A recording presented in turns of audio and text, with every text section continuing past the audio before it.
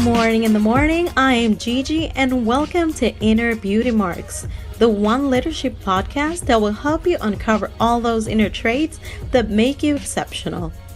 I want to begin this episode as I normally do. I always ask you to reach out to someone and let them know how much you appreciate them. In this opportunity, I would like to thank Tess, a woman I have admired for years and years. She was a coworker at first back when I was in the Peace Corps. Then she became my mentor and then an over-the-top friend. I want to say out loud how much I appreciate having you in my life and how much I have enjoyed every single moment we spent together, business and personal. You have been a true inspiration in my life, and you have definitely been such a positive impact in my life, and I just wanted to say thank you. I truly couldn't thank you enough. I'm sharing her account here in this episode so we can all network and empower each other. So let's get real. You have been wanting to start a project for so long. Let's say whether it's, maybe fashion and beauty blogging or a fitness and health podcast, maybe, a lookbook website, maybe a portfolio about traveling or tutorial videos about the core. Who knows? Maybe even starting your own online business. But for some reason, it all remains in the dreaming stage. What is it that's preventing you to take that next step? Maybe you just don't know where to begin, or you're just petrified to put yourself out there, or even that never-ending fear of failure that at some point, trust me, everyone has gone through that. It takes a very determined person and well-motivated with clarity of the vision and goals to get things done. But most importantly, it takes a person with high sense of accountability to actually make things happen. So today, I want to share with you 4 non-so-secret steps on how you can move forward with making your projects come true. When we understand how people have implemented the plan, do, check, and act process, and when we find that way to adapt that process and implement it into our personal or professional projects, we'd be ready to take off and launch anything we set our minds to. So let's get to it.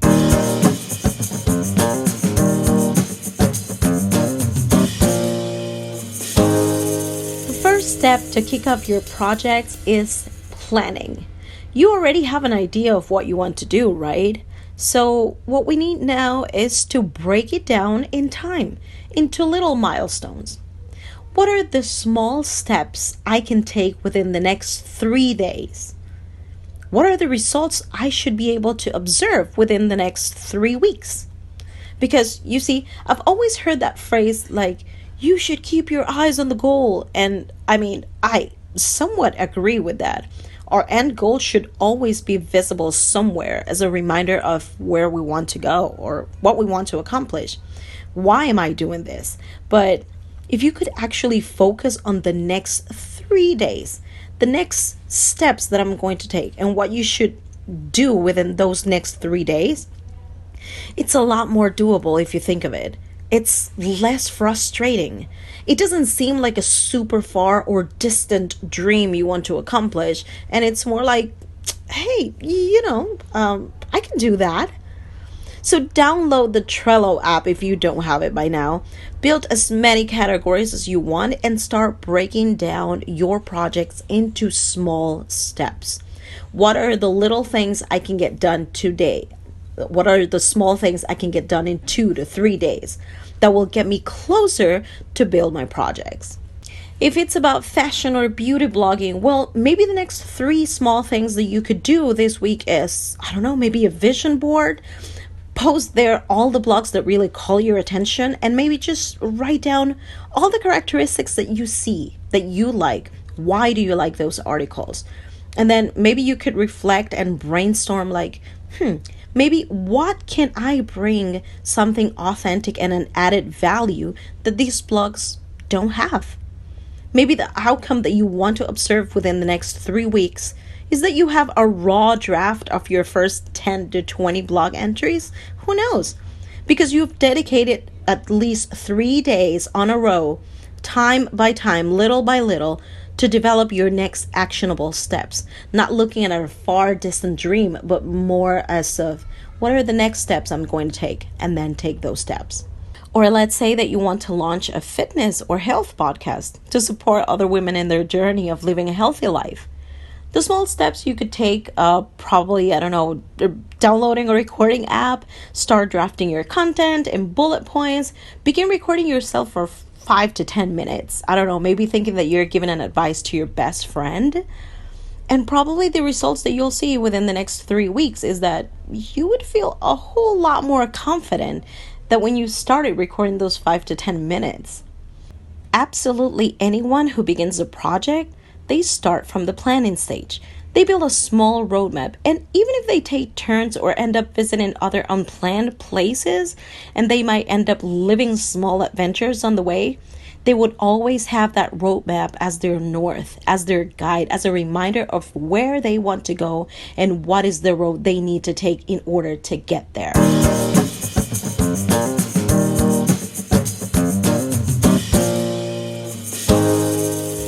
This part has to do with executing the plan.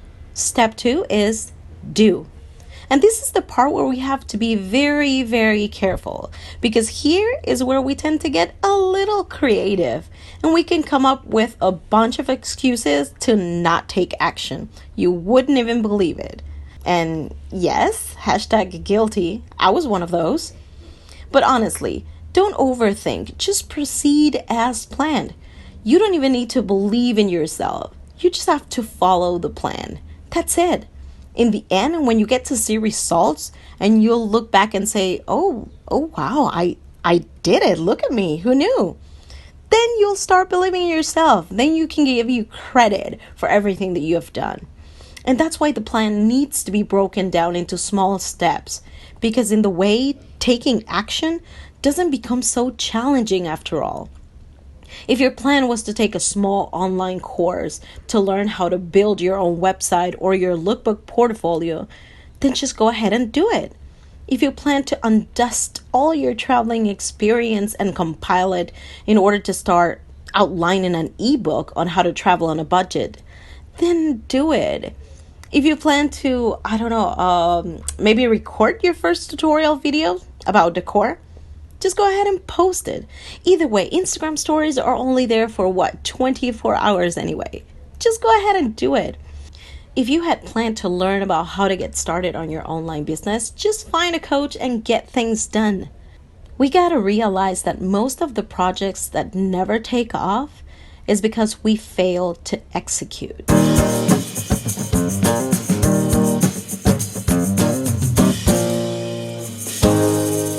The third step is to determine whether the implementation remains on track. So step number 3 is check. While you're in the process of executing your plan, you need to be very, very observant.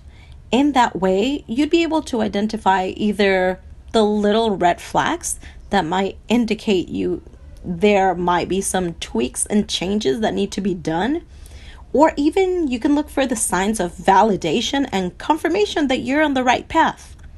And this is the part I tell my students all the time. Life is not perfect. It has its ups and downs. So why would you expect that on your journey of building your projects, it's going to be perfect? What other people may call failure, I would always call that as a learning experience. When others give up, well, not me. Now I know how not to do it and how to make it better. This does not mean that you need to get discouraged because the plan, quote unquote, didn't work. Au contraire, this means that you have then that keen eye and you were able to identify the areas for improvement, and you're choosing to act instead of react. Well, this actually takes me to the next step.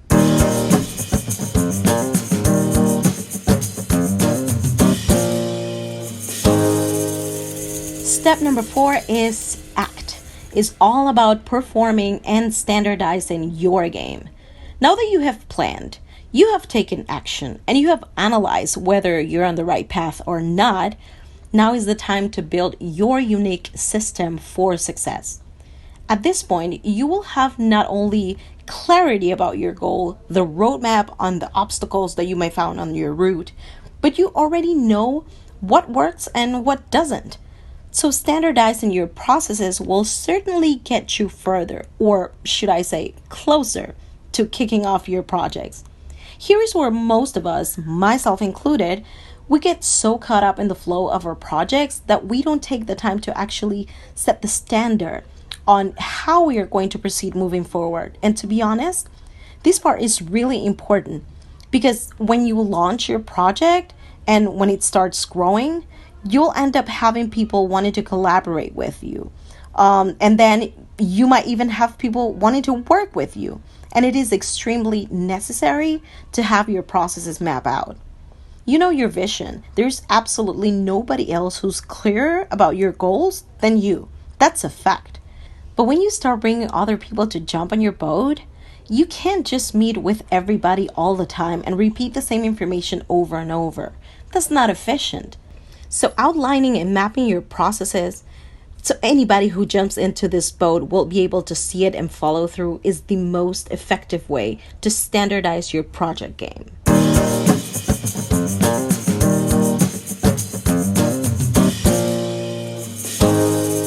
Let's go over a quick recap. When we understand how people have implemented the plan, do, check, and act process, and when we find the way to adapt those and implement it into our personal and professional projects, we'll be ready to take off anything we set our minds to. Step number 1 is plan. Think about what are the small steps that you can take within the next 3 days, and what are the results you want to observe within the next 3 weeks. Absolutely anyone who begins a project, they start from the planning stage. They build a small roadmap, and even if they take turns or they switch or they tweak little things, they will always have that map as a guide, as a north, as a reminder of where they want to go. Step number 2, take action. Even if you're scared, take action. Even if you don't believe, just take action, period. Most of the projects that never take off is because people fail to execute.